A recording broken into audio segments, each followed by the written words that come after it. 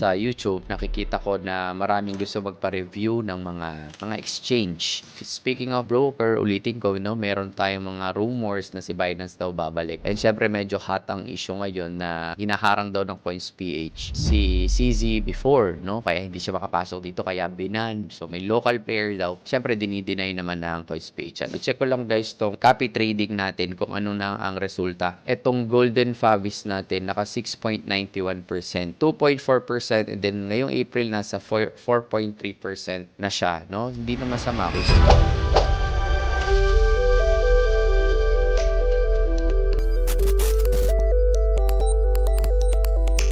What's up mga kabit, Marvin Favis here. Kamusta ang weekend ninyo? Nag-enjoy ba kayo sa bakasyon? Now guys, no, gusto ko lang sabihin na congratulations sa lahat ng mga pumaldo last week. And of course, yung mga naka-receive ng GCash natin. Diba, namigay tayo last live natin, no? Meron tayong parang ex-Nova giveaway dahil nga nakapag-withdraw tayo. So, giving back sa community, syempre, send lang tayo ng send ng GCash or kung ano mang pwede kong maitulong sa inyo. And sa TikTok nga, sabi ko nga yung mga tao na may kakilalang driver ng jeep or tricycle, no, let me know or itag nyo siya or sabihan nyo ako para maregaluhan naman natin ng full tank, no? Siguro malaking bagay na rin yun. Kahit mga 10 tricycle, 10 jeepney na i-full tank natin. Kung meron kayong makakilala, let me know. Yung iba sinasabi, punta na lang daw ako sa terminal, pero baka kasi yung may recommendation eh. Pwede ko naman gawin yun, no? Siguro mag-aabot-abot lang din ako. But anyway, hindi naman yun ang pag-uusapan natin. Baka lang kasi may kakilala kayo. So, check na muna natin. Sana na-enjoy nyo yung pina-Gcash natin. Konting tulong lang naman, ano. Guys, yung mga nagko-comment dyan sa ilalim na Marvin Favis, again, hindi ako yun, ha. Baka mamaya may mga tumatawag na naman dyan sa comment section na may na-scam or what. Hindi po ako yun. Wala akong any investment. Now, check muna natin, guys, tong Bitcoin. Bakit ba gusto ko makipag-cryptohan now? Dahil unang-una, matagal na ako walang upload. Pangalawa, eto na naman. Aalis na naman ako. Hindi ako maperme. So,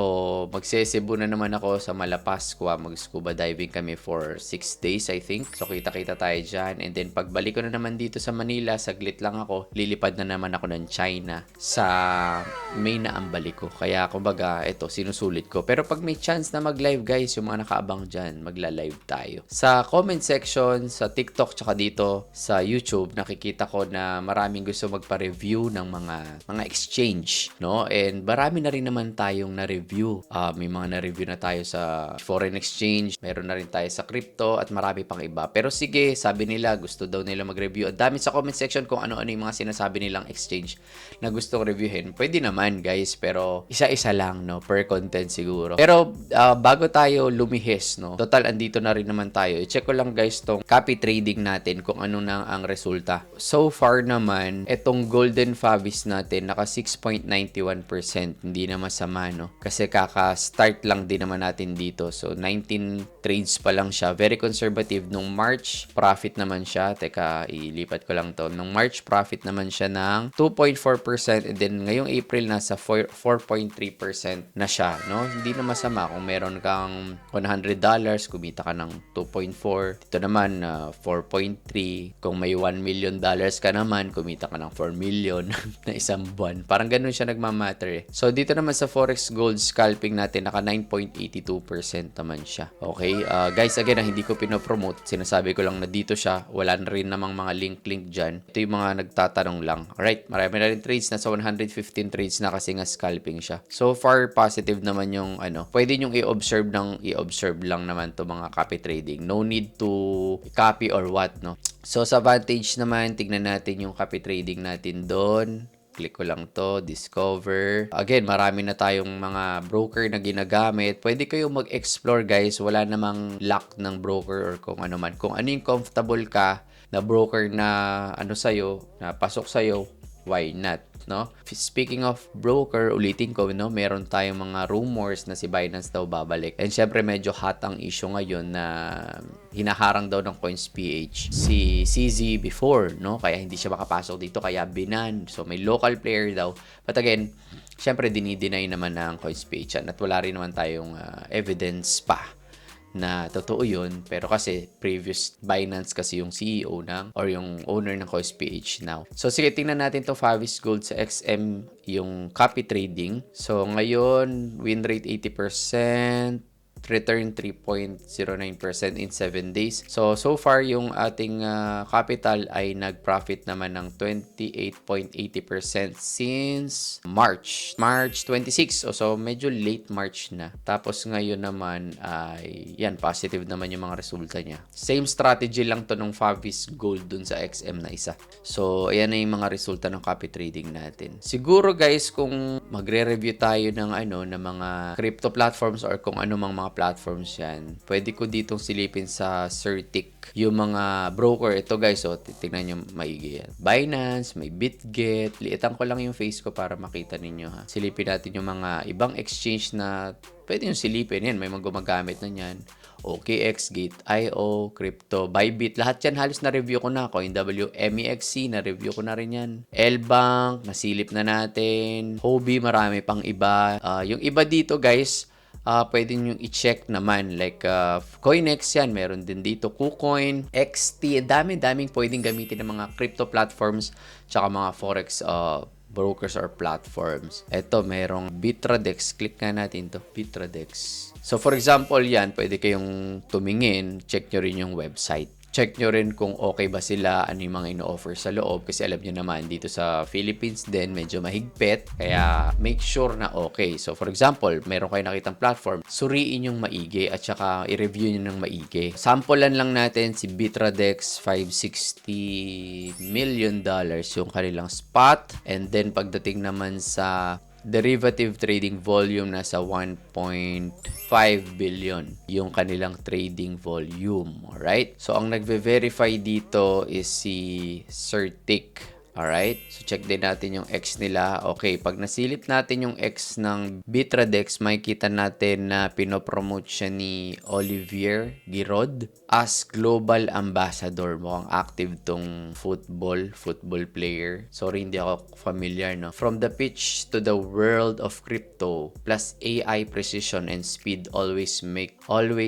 the difference. So, ibig sabihin, dito pa lang nakikita ko na itong Bitradex na to is medyo may AI din sila, hindi lang sila platform. So guys, punta naman tayo dito sa website nila, which is yung bitradex.ai. Siguro lagay ko yung link din dyan para masilip din nyo, sabayan nyo ako. Champions Endorse Intelligence Leads. Bitradex, yun na nga, collaboration with Olivier Giraud.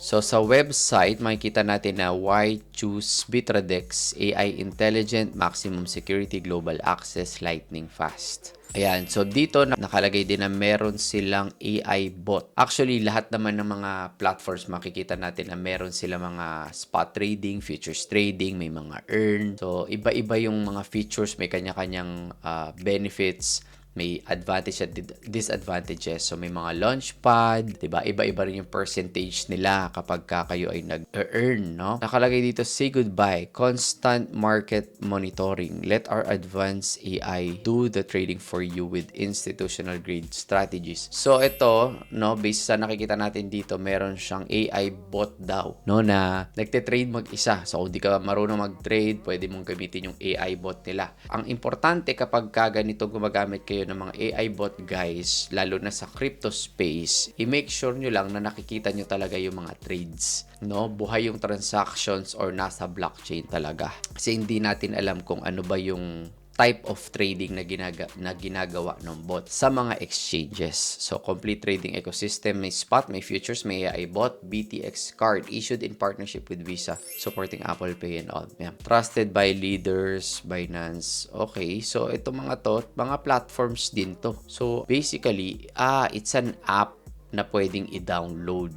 Okay, pwede sa App Store, Google Play. So, malamang ginagamit ito dahil nga meron daw silang AI trading. So, ganun guys, no? So, pagka magre-review tayo, kailangan honest review lang, walang bias, silipin natin kung ano ba talaga yung positive at negative doon sa platform. And kayo mismo guys, huwag kayo basta-basta gumagamit ng platform. Kailangan tinitingnan nyo maigi kung okay ba siya, mabilis din ba mag-deposit, mag-withdraw, gano'n na siya katagal sa market, no? Yun yung mga pwede nyong i-consider. So, ayan, nandito rin yung AI bot nila. Okay, so may mga fixed rate din, no? Makikita mo ito yung performance nila. Ngayon, guys, ito siguro sa mga fixed rate. Ang totoo kasi sa trading, wala naman talagang fix, no? Hindi mo pwedeng sabihin na okay, may consistent ako na ganitong percentage per month na kinikita na fix. Alam niyo naman yan, nag-iiba-iba, no? Kaya medyo kailangan suyurin nyo ng maigi yung mga ganong platforms. Halimbawa, mayroong platform na nagbibigay ng fixed rate. Tingnan nyo muna kung masyadong baka mamaya too good to be true yung mga percentage na yan. Hindi totoo, ano? Kailangan talaga na nagdidig deeper kayo. Hindi basta-basta sugod. Kasi ako nun, mali ko rin talaga yung before eh. Kumbaga, gumagamit ako ng mga platform, mamaya biglang hirap na pala mag-withdraw or hindi pala legit yung mga gumawa ng broker, gano'n na ba sila katagal. So, yun yung mga pwedeng i-consider natin. But anyway, guys,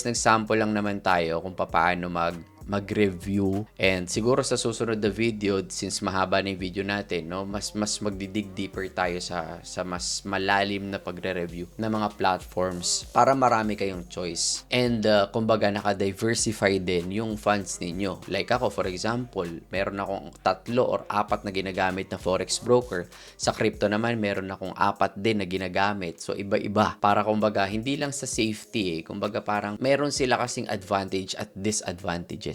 So, I hope kahit papaano meron kayong natutunan sa maiksing kryptohan natin, no? By the way, guys, again, wala ako this week, 6 days, pero tatry ko mag-live. Tapos pag uwi ko, try ko ulit mag-live bago ako mag-China. Kasi tuloy-tuloy na naman ang biyahe ko. And ayun na nga, sana yung mga nandito na patuloy na nanonood, pagaling tayo ng pagaling, no? Sa pagdating sa trading, pagdating sa crypto, pagdating sa silip ng mga projects, and iwas tayo sa mga scam. Especially yung mga gumagaya sa pangalan ko, magugulat na lang ako, tatawagin ako scammer sa comment section, na scam daw siya na Marvin Favis, na nag-invest daw siyang 3K, 5K. So, wala po tayong any investment. So, mag-ingat po tayo sa ganun. Nire-remind ko lang po kayo. Kasi kahit sa TikTok po, ang dami pa rin Marvin Favis na gumagaya sa akin. Hindi ko naman po talaga kailangan ng any amount ng pera ninyo. So, kumbaga, win-win yan. And then, yung mga gumagamit ng link ko, no? Syempre, win-win yan. Tinuturuan ko kayo. Minsan, gumagamit kayo ng copy trading ko. So, kumbaga, win-win. Kumikita rin ako sa fees. Kayo rin, kumikita rin kayo kasi natututo din kayo. Kumbaga, win-win tayo. So, yun lang naman, guys. Maraming salamat. It's already 12 o'clock here habang sinushoot ko to kasi nga, aalis na naman ako tomorrow. Yun, natutuwa lang ako kasi padami uma-attend sa live natin. Siguro sa future, pag talagang meron na akong time, no, medyo mas bibigatan na natin, mas gagalingan, mas ayusin na rin natin yung mga contents natin kagaya before. Ngayon medyo nagiging hectic lang ako, pero kung meron kayong gusto matutunan dyan, i-comment nyo lang sa comment section para alam ko din kung ano yung kailangan nyo, ano yung gusto nyo matutunan. And ako din, nag-i-improve din ako sa bawat contents na gusto natin sabay-sabay matutunan. Yun lang muna. Thank you so much sa time ninyo, and kung gusto nyo i-check yung i-review natin, nandyan lang yung link sa description. Yun lang. God bless.